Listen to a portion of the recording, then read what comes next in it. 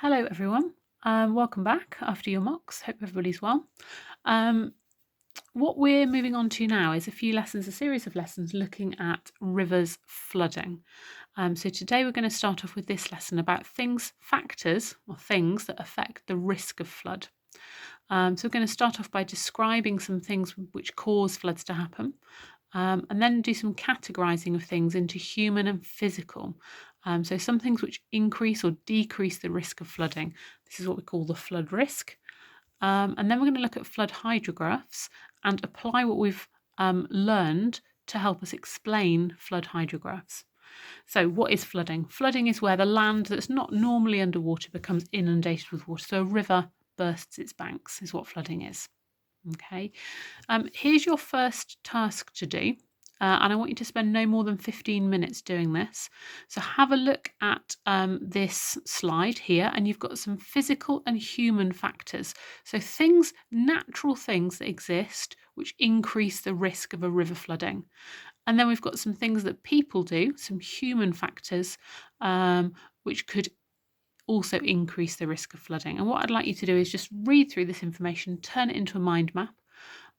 Try to include as few words as possible. The best mind maps are those which just summarise the key information, and try to include some small little drawings or little sketches to help you remember the information. I don't know if you can hear that, but I've got a little fly buzzing around here, sorry. So spend no more than about 15 minutes doing that.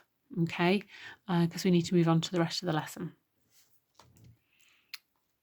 So here's a beautiful river somewhere in a mountainous area. Looks like it could be in the Alps or somewhere like that. Okay, this is a photograph that's trying to illustrate the idea of a river basin. So imagine the area around a river, all of the land around the river, the flat land down here, the floodplains, the mountainous land up here. Made it go blurry. The land at the back around that big lake or reservoir. Okay, that's the river basin. Any land around the river which is drained by the river. Now what that means is if it rains in that area, the water eventually will make its way into this river here. Okay, and see these hills here? If it rains on the other side of those hills, there's probably another river down there somewhere where the water would end up. So that's a different river basin. But if it rains on these hills here, or on this flat land here, or on these hills here, that water is eventually going to make its way down into this river. So this is the river basin for this river. And the water, when it rains, the water makes its way into the river in two main ways. It either flows over the surface of the land, which is called runoff, or it soaks into the ground and then travels through the ground to the river. So if it rained up here, for example, on this hill, it might soak into the ground and then through the hill, kind of run down through the soil and through the rock in here. Okay, and that's called groundwater flow.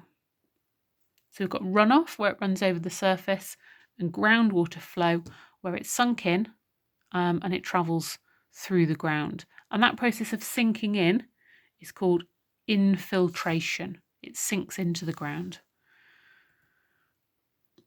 And the amount of water in that river, okay, has got a particular term. It's called discharge. That's the amount of water that flows in a river per second, in fact, the volume of water. And we measure it in a unit called cumex, cubic meters per second, the volume of water that flows in a river per second. And this is shown on a special type of graph called a hydrograph. Okay, and we're going to look at what a hydrograph looks like now. So you'll notice, observant amongst you, that I've got a new whiteboard. Exciting times. So this is my hydrograph here, okay. Two axes.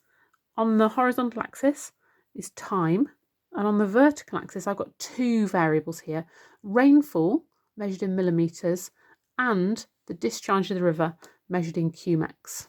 Okay, I'm going to start off by drawing an example of the rainfall. So imagine that it rained for a period of time, let's say 4 hours. Okay, I'm going to draw that as a bar chart.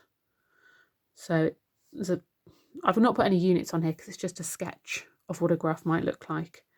Okay, so it starts raining. In hour 2, it gets a bit heavier. In hour 3, it gets heavier again. And then in hour 4, it starts to get lighter. And by the end of hour 4, it's stopped raining. There's no rain in hour 5.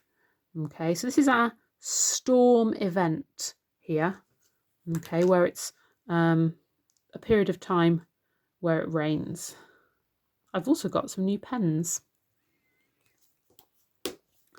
So that's our storm event. Okay, now I'm going to draw the discharge in the river. We show this as a line graph. So the discharge in the river starts off fairly low down here. Imagine that it's been relatively dry recently. It's not rained a lot. The amount of water in the river is quite low. This storm event happens, okay, and the amount of water in the river doesn't instantly increase. It'll increase slightly because some rain falls directly on the river, but the amount of water in the river doesn't immediately increase. It goes up quite gradually, and then it comes down again. Okay, so because it rained here for these 4 hours, the amount of water in that river, the discharge, increases and then it decreases. It comes back down to normal. If it carried on raining, that line would look different. So this green line is the discharge in the river. Okay. Now there's 2 really important particular points on this graph here. This one, the hour where it rains the most, is called peak rainfall. That's the hour when it rained the most. And up here, the top of the discharge line, no prizes for guessing what that's going to be called. Peak discharge. Okay. And the distance between here and here, okay, this amount of time here is called the lag time. The distance, the difference between peak rainfall and peak discharge is called the lag time. The amount of time it takes from when it was raining the most to when the river has got the most water in it. Okay. 2 other key terms to know. This side of the line graph is called the rising limb when it's going up. And on the other side, when it's coming down, the line graph is known as the falling limb. Okay.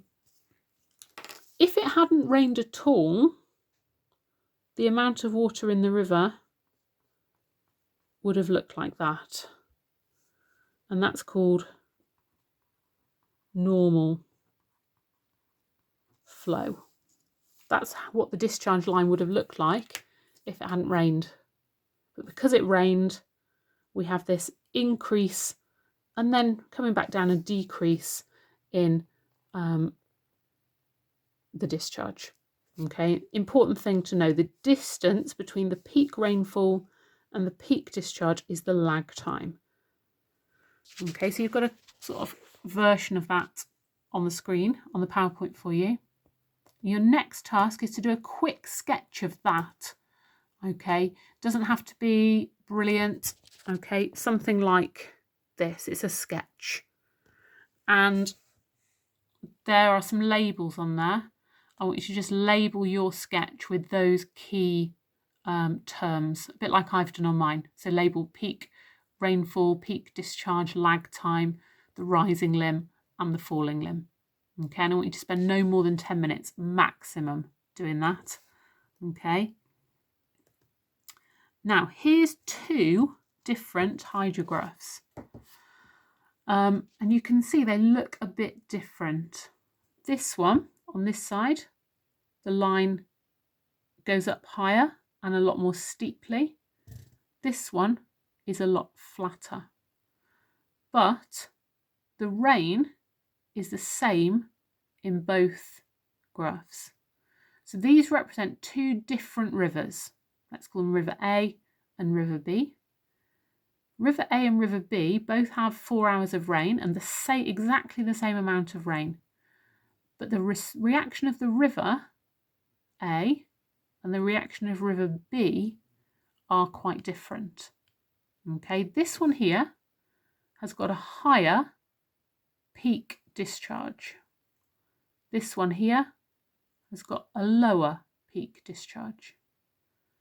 This one here has got a shorter lag time, the distance between here and here. This one has got a longer lag time from here to here. So in this river, the water, after it rained, the water got into the river more quickly.